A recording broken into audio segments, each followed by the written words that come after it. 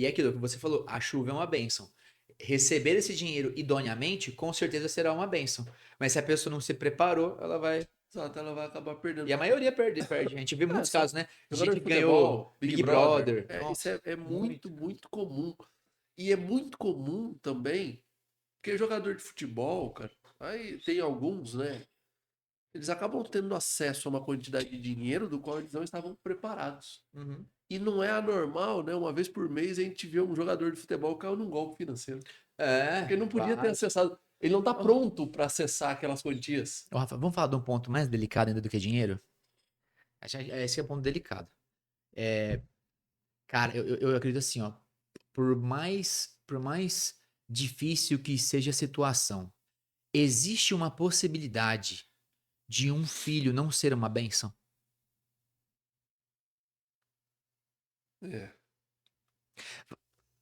Você entendeu minha pergunta? O ponto que eu tô tô, tocando? tô refletindo ainda sobre ela. Porque assim, o que eu tô falando, pessoal, acho que as coisas acontecem na nossa vida e a gente não tá preparado. E tem casos e casos, eu não quero entrar nesse ponto aqui. Mas é o que o Rafa falou. Eu não vejo como uma criança, um ser vivo, possa não ser uma bênção na sua vida. E aí, pessoal, eu não tô falando do ponto mais gritante em relação a isso, que é o que gera maior discussão entre a sociedade, mas eu tô falando do geral. Vamos falar do geral? Pais que não valorizam a bênção que é receber um filho. Pais que abandonam filhos. Mães que olham para crianças concebidas e olham com, tipo, nossa, olha porque eu tive essa criança agora, era pra eu estar curtindo na balada, sei lá, dando um rolezinho no shopping, e eu tô aqui cuidando dessa criança. E aí, a gente, assim, às vezes a gente recebe a bênção sem estar preparado. Mas assim, eu tenho fé, então eu falo, Deus é tão bom que Ele todo dia dá uma chance de nós olharmos para a bênção com outros olhos e buscarmos nos preparar, mesmo tardiamente. Eu acho que isso fica uma mensagem porque a gente tá falando de bênção da via financeira. Mas, cara, tem tanta bênção na nossa vida que a gente não presta atenção, que a gente já recebeu, e a gente não se preparou, e pior do que não se preparar, a gente não tá realmente olhando pra ela com o valor que deveria, né, Rafa? Verdade.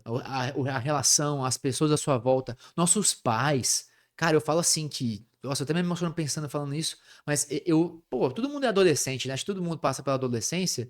E eu sempre fui muito grato aos meus pais. Mas o que eu tenho de gratidão hoje, como eu trato os meus pais hoje, é longe do que eu tratava eles quando eu era adolescente. Com certeza eu fui um filho, eu acho que na média foi legal, mas pra mim, eu era medíocre. Porque hoje eu olho pros meus pais e eu falo assim: meu Deus, que bênção que é ter eles na minha vida. Essa bênção eu tenho que estar preparado e cuidar, eu tenho que estar ali. Como que eu posso ser um filho melhor? E aí eu falo assim: é aquilo, né? Tem caminhos. Eu poderia ter reconhecido isso quando eu era apenas uma criancinha. E olhado para os meus pais e falar: como é que eu posso me preparar para ser um filho melhor? Aí eu recebo um filho, às vezes, antes mesmo da minha mulher estar grávida, eu posso me preparar para essa bênção. Eu brinco muito com a minha namorada, falo assim: amor, quando você ficar grávida, isso acontecendo com a gente, eu vou ler muito livro, eu vou ser o chato dos livros. E aí esse dia foi, por que eu não começo a ler agora? Aí eu comecei a pesquisar algumas coisas de leitura de educação infantil. Então, assim, eu acho que quando você dá valor e você tem um propósito, você começa a se preparar sempre antes para a benção, né, Rafa? Você me fez lembrar de uma coisa, cara. Ah, Você sabe qual é o melhor livro de educação de filhos? ter um, não sei qual. A Bíblia? É. A Bíblia. Quase me pegou, quase me pegou. Não, sabe por quê? Porque às vezes a gente fica procurando em tantos É lugares, verdade. mas a gente não procura no lugar de onde Tudo nasceu, todos né? os livros derivaram, É. né? Cara, eu trouxe mais alguns exemplos que são, para mim, muito impactantes. Ah, olha que coisa engraçada, assim, olha que coisa que vai fazer a gente refletir. Jesus, aos 12 anos de idade, ele já discutia com grandes doutores da lei, que eram as pessoas da religião, Uhum. que eram, por exemplo, os fariseus. Aos 12 anos. Mas ele só começou o ministério dele aos 33. Sendo quem era, se a gente entende, e eu entendo isso, Jesus é o Deus vivo. Ou seja, não existiu na Terra um ser mais iluminado, mais poderoso do que ele. E por que se preparar, então, 33 anos para começar o seu ministério? Por qual motivo, sendo quem ele foi, sendo quem ele é e sendo quem ele sempre será, ele não desprezou o tempo de preparação? Eu tenho um outro ponto nisso, sabe, Rafa, que você está trazendo. Eu vejo que tem um outro ponto em cima disso. Que às vezes a gente tem que entender que essa preparação, muitas vezes, não é uma preparação que a gente tem que desenvolver e realizar, não só por nós, mas é uma preparação que a gente faz pelo nosso ambiente também de bênção. Então, às vezes, você até pode estar pronto, mas será que a terra está pronta? Pois é. Então, nem sendo ele quem é, desprezou esse tempo de retirar o mato, As arar a veredas. terra, sabe?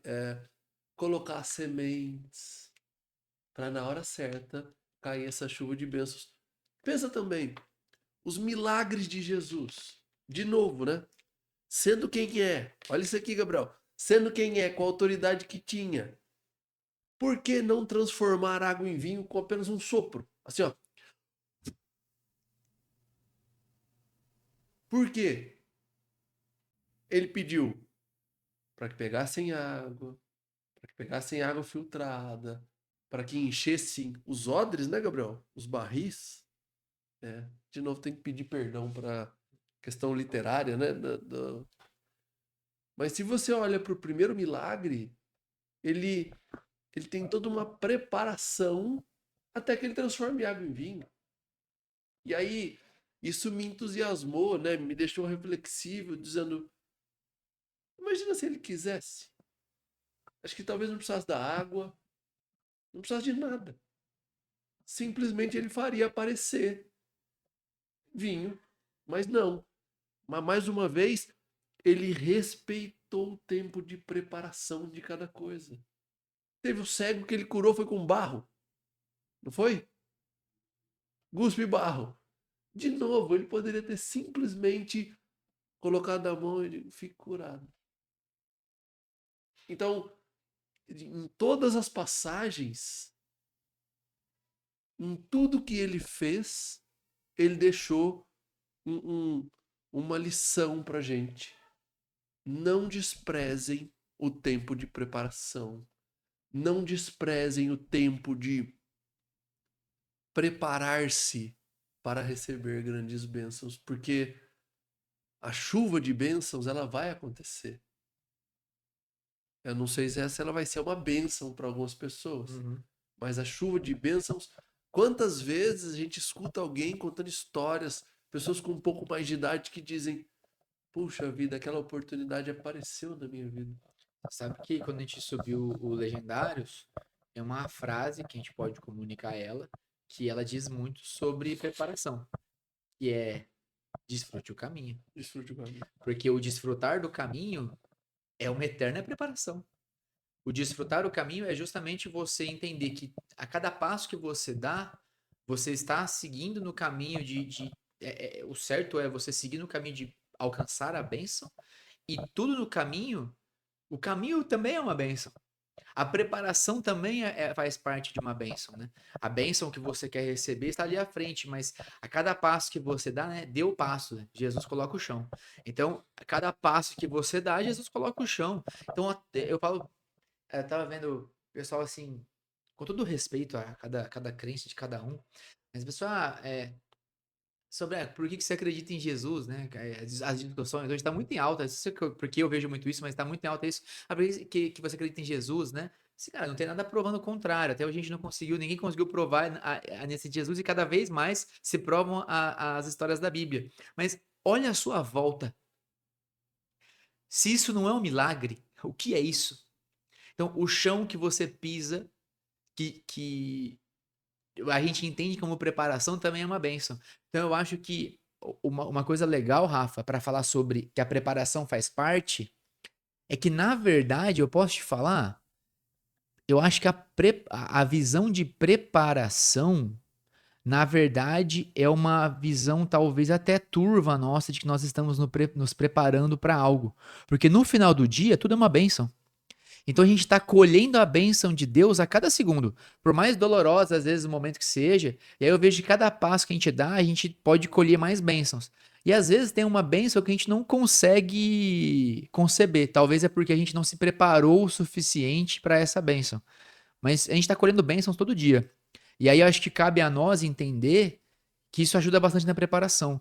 Quando você entende que tudo que você pisa, tudo que você busca faz parte de uma bênção, o caminho da preparação também se torna um caminho mais aceitável, um caminho mais entendível e que acelera a sua jornada em relação ao que você quer alcançar, né? É algo como aproveitar a jornada, né?